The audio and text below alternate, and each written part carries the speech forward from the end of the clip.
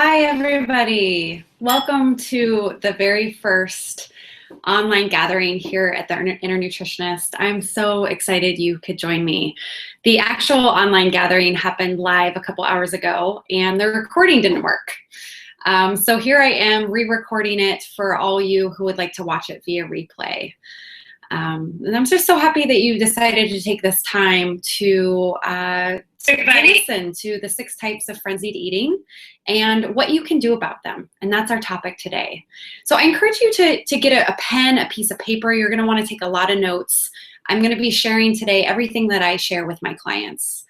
So I hope it's going to be very valuable information for you. I also encourage you to grab a cup of tea and cozy in for our next 20 minutes together or so.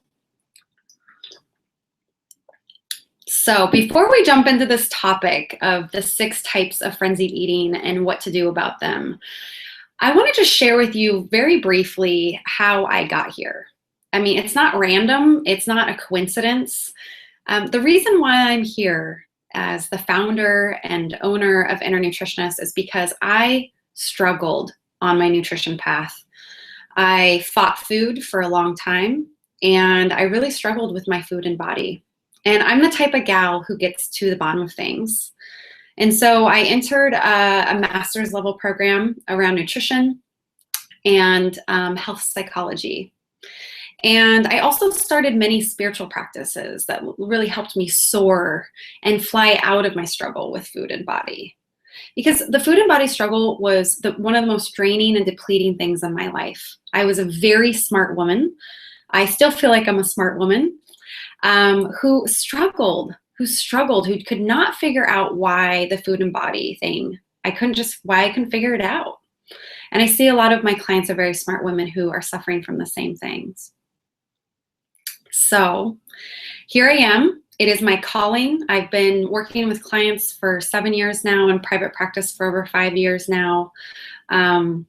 And I would love to hear from you if you'd like to take this work deeper, if you feel like some of the topics here resonate with you. I'd also like to hear what topics you'd like for future online gatherings. So without further ado, let's dive in. I'd like for you to just take 1 minute to center yourself.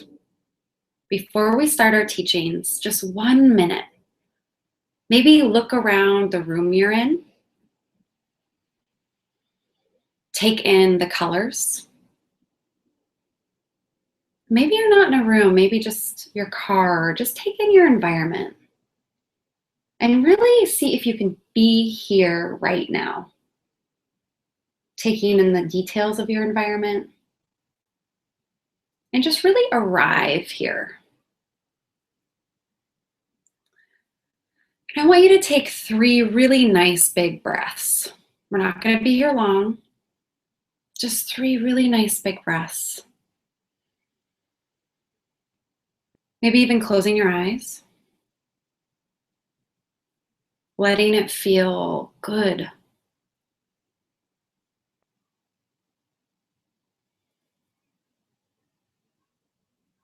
And I want you to acknowledge yourself for being here.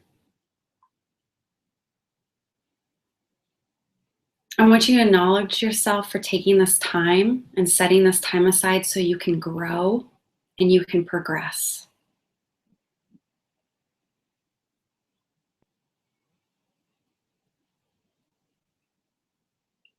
Okay. 1 last nice big breath. Awesome. So let's come back. And let's dive into our topic for the day. Let's really be here. So grab that paper and pen. And one thing before we dive into the first type of frenzied eating is I just want to share with you that you're not going to resonate with every single type of frenzied eating that I share today. So the ones that really sit with you and resonate with you, listen up, listen closely at that time. You know, maybe the ones that don't resonate with you so much, don't worry about those. Just maybe check out a bit or, just don't worry about them, kind of throw them out the window. Okay? All right, so the very first type of frenzied eating, here I have my cheat sheets because I've really prepared this for you. I want to share everything that I can in a condensed amount of time to really help you with your frenzied eating. So the first one that I've titled is, I shouldn't be eating this right now, Frenzy. I just shouldn't be eating it. So an example might be like the donuts just hit the break room, or you're at a party and everyone wants to order pizza and you feel a panic coming on and you're thinking, this is so not a part of my plan. This is so not a part of my plan. And you start to feel like maybe even your plan's getting hijacked. And you might even be feeling like you're hijacking your own plan. Maybe there's all that leftover Halloween candy, or holiday candy, or whatever, the stuff left in the cupboards, or that leftover food from a barbecue. And you find yourself fighting it. You find yourself saying, no, just stay away from it. Stay away from those donuts, stay away from that pizza, stay away from that candy. Don't do it. Just don't do it. Don't do it. Don't do it. Don't do it. And then before you know it, you have overeaten that exact same food you just spent so much time and energy trying to stay away from. So, what I want you to not do. So with each frenzied eating, I'm going to tell you what not to do, and then I'm going to tell you what to do. So what I don't want you to do is I don't want you to scarf the food down when no one is looking. Now, if you're doing that, that's okay. I did it for years, okay? That type of eating is going to keep you in a circular pattern, okay? The other thing I don't want you to do is I don't want you to eat to just get rid of it. So when you're saying, this food shouldn't be here, it's not a part of my plan, and then you eat to just get rid of it, don't do that. Now, if you're doing it, again, it's okay. I also did this for a long time. But again, it's going to keep you in a circular pattern. So what I do want you to do is I want you to think closely about food psychology. So consider this hypothetical. This is what I mean by food psychology. Consider we bring several kids up to a playground. It's a fun playground. We say, look at this playground, have so much fun. Look at those monkey bars, look at the rocket ship, look at this cool slide. Go have so much fun, but whatever you do not go on the tire swing. What happens? All of those kids now are only looking at that tire swing. Everything else has left their vision. They are totally focused on the tire swing. Why can't we have the tire swing? What's going on with the tire swing? That's where all their focus is. And that's what you're doing with food. When you say no to a food, that's all you can think about. And the minute you say no to a food, the battle begins. The power struggle begins. And women who say no to a food almost always abuse that food. So what I want you to start doing is what I want you to stop doing, I want you to stop fighting food. If you can resonate with this type of frenzied eating, I want you to write down all your forbidden fruits, all the foods that you feel like are off limits that you shouldn't be eating. And I want you to list those out. And I want you to pick the least scary one. And I want you to start practicing this week, allowing that food. Now, if you're scared, that's okay. This scared me too for a really long time. It just felt so forbidden. It felt so off limits. But you've got to start allowing the food so you can abuse it less. So I want you to pick this food. I want you to go out and order it. I want you to maybe buy it. And I want you to put it on a plate. And I want you to eat it, and I want you to savor it the best that you can. And the more you allow it, the less you'll abuse it. Okay, so that's what we want to do. If you feel like I so shouldn't be eating this food right now, Frenzy, that's what you want to practice. All right, so that's a wrap on our first type of frenzied eating. And our second type of frenzied eating, boy, this is a common one. I can so relate to this one. I did this a lot, is nighttime eating frenzy. Okay, can you relate to this one? So the idea here is that you feel like all day you're doing well. And then when you get home, you feel the walls cave in. You feel your plan collapses in. And maybe when you get home, maybe it's when you put your kids down for bed, and then there's that feeling, that snacky feeling of just like, I need just a little bit of something. Just need a little something. And then you find yourself in the cupboards, and you find yourself looking, and you find yourself eating, and then you want something a little bit of more, and you want something just a little bit more and a little bit more, and before you realize it, you're in another episode of nighttime frenzied eating. Okay? So what I don't want you to do is try to cold turkey your nighttime eating. Don't try to just stop without considering replacement strategies. So what I do want you to do is I want you to see that this is a sign of depletion. I want you to see that when you're getting home at night, you're exhausted. And that food is stepping in as that much needed comfort. It's stepping in as a way to soothe yourself. And it's stepping in as a much needed break. So you need to consider, are you overscheduled? Are you overloaded? Are you overstressed? If you are, food is going to step in to keep relieving you, okay? So this is something I help a lot of women with, is around kind of de-stressing themselves, helping them with their feeling of overload and overwhelm. Okay, so you want to consider your schedule and if you're overloaded. The other thing you really want to consider is how you're taking breaks. Are you taking really rejuvenating breaks throughout your day? Because if you're not, the food is going to step in and take that break for you. So some examples of some rejuvenating breaks. Now, we want to check in about that. We want it to feel like you're really turning it off. Like you're kind of letting it all go. You're surrendering into this break. Okay. So this might not be Facebook, and this might not be watching TV. I mean, I'm a TV watcher, so nothing against TV. You just want to check in. You want it to be very rich and rejuvenating. So this might be, when you're making your morning coffee, you sit down for 10 minutes and you read the paper and you let it be enjoyable. Or when you get your latte, you sit down at the coffee shop and you sit down and you enjoy for a few minutes. Or maybe on your lunch break, you read a magazine, you do something pleasurable. Maybe you go outside, you fill up your lungs with air. Maybe at night you draw a bath, or you listen to some really nice, lovely music. Okay, this break is not a should. This break is not about being perfect. This is just about being restful. Okay, now one thing that if you can really resonate with this nighttime eating, you want to think about maybe when the nighttime eating is happening. If it's happening right when you get home and you find yourself going straight to the cupboards, that's when you want to put in a ritual. And you want to create a break-taking ritual right then and there. Maybe it's like right after you put the kids to bed. That's when you want to put into place a ritual, a really rich kind of break-taking ritual. Now, another point here is that you can choose if you want food to be your break. I did this the other night. I was very stressed because of some of the technology that wasn't working for these online gatherings just yet. And I was like, you know what? I'm not hungry and I'm using food right now as a way to take my break. I was really aware of it. We just want to choose it. So you can make that choice to use food as your break, or you can choose something else. But we do have to create intentional breaks, and we have to know that they're our choice. Okay? So that is nighttime eating, frenzy 2.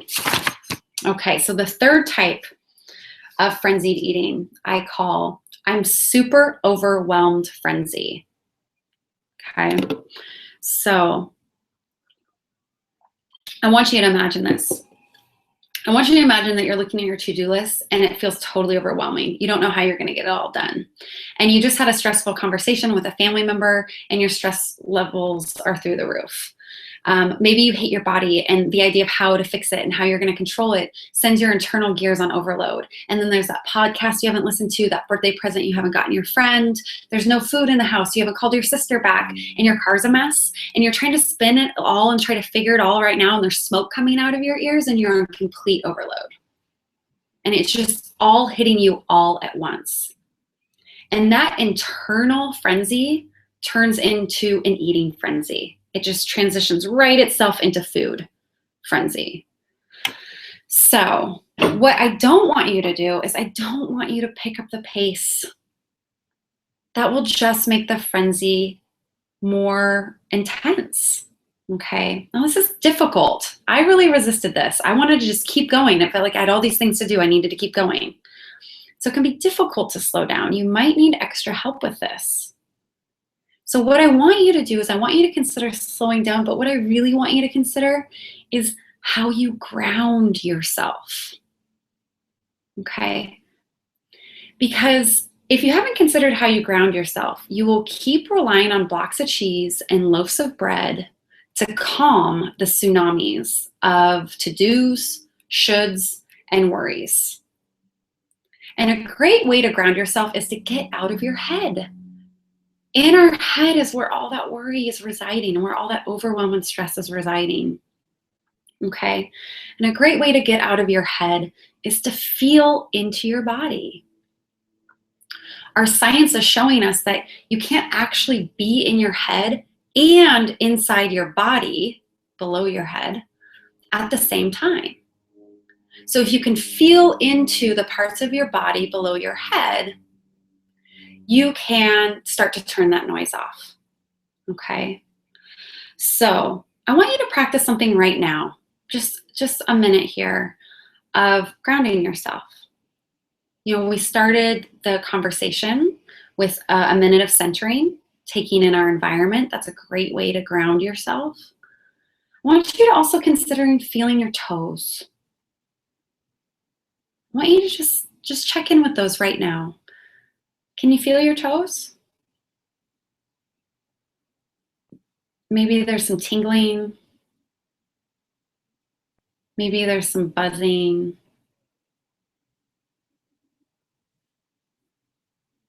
Good. And maybe you feel like you've maybe grounded your energy a little bit. Maybe you haven't. This takes some practice. It's a great way to get out of your head and ground that overwhelm. Now, one final thing I want to say about I'm super overwhelmed eating frenzy is that my resistance to slowing down was very real. So like I said, you might need some help with this, and this takes practice. This takes practice. This is not an invitation to have an overwhelmed frenzied eating experience and go, oh, I didn't feel my toes like she said, or I didn't ground myself like she said. The idea is that the second you think about grounding yourself, the second you think about your toes, that's when you feel your toes. That's when you do it. That's when you start the practice. And it might be well after you've already eaten. And that's okay, but that's when you start the practice. Okay? Good. So that's a wrap on I'm super overwhelmed frenzy. Okay, so the next frenzied eating I've titled, I don't know what to do with myself frenzy. I just don't know what to do with myself right now. So maybe you're bored. Maybe there's a deadline or a project looming.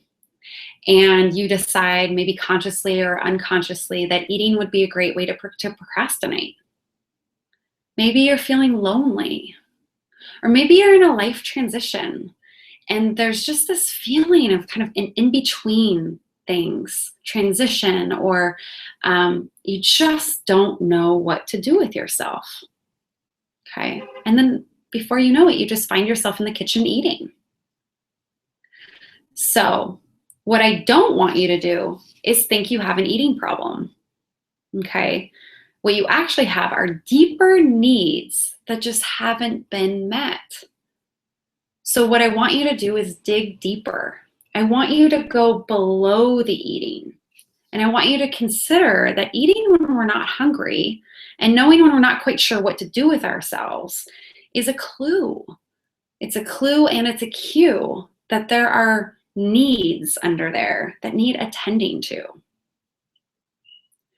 So if you can resonate with this, I want you to write down this question. What is the food providing for me? What is the food providing for me? So this might be, it might be providing a party in your mouth. So it might be providing some sort of entertainment. It might be a companion. It might be just simply something to do. It might be a break, right? We talked about that. It might be a way to hide and continue to procrastinate from maybe going back to a job you really don't like very much. Maybe it's a way to hide and to procrastinate starting a project that you're deeply passionate about, but you're terrified to start. Okay. So a great way to do this, if you feel like you are I just don't know what to do with myself, if you can really resonate with this, I invite you to really start a journaling practice. Okay. Journaling about what is kind of underneath that eating, and with that question of like, what is the food providing for me? Now, the journaling, if you have resistance to that, I did for a very long time. It's absolutely okay. Okay. So you might need some more support around this. Journaling, usually probably after the eating experience, you want to, in hindsight, think about, okay, what was the food providing for me then? I don't expect you to like stop and journal instead of eating. Okay, that that may happen for you eventually, but the idea is like a lot of these frenzied eating. I mean, I think a lot of women can relate to this. Is there's a feeling of like we want to be so in control and we want to do so well with our eating plan, but then we cross over and we're like, oh, I just don't care. I don't care, and we just plow through like a train wreck into our food. So it's going to be really hard when you just don't care and all you want to do is eat. It's going to be hard to journal. So you might want to do this in hindsight, after the fact. And that's a great way to progress, and that's a great way to grow. Okay? So that's the I don't know what to do with myself frenzied eating. So the next one, we have 2 more left. This one is titled Planning It All Out Frenzy. I did this one for a long time. I did all of these. So women who struggle with food and body are very smart women. Every cell in my body knows that. And a lot of us are incredible planners. And this inner planner that we have has really helped us with our jobs. It's helped us in the household and maybe raising our families. Okay. This inner planner can get a little hyper when it comes to making food choices. So you might find that when you're deciding what to eat, the mind might drift into, well, this morning I had this, and so tonight I should have that. And then if I'm having that tonight, then right now I should have this. And then after that, I should have that.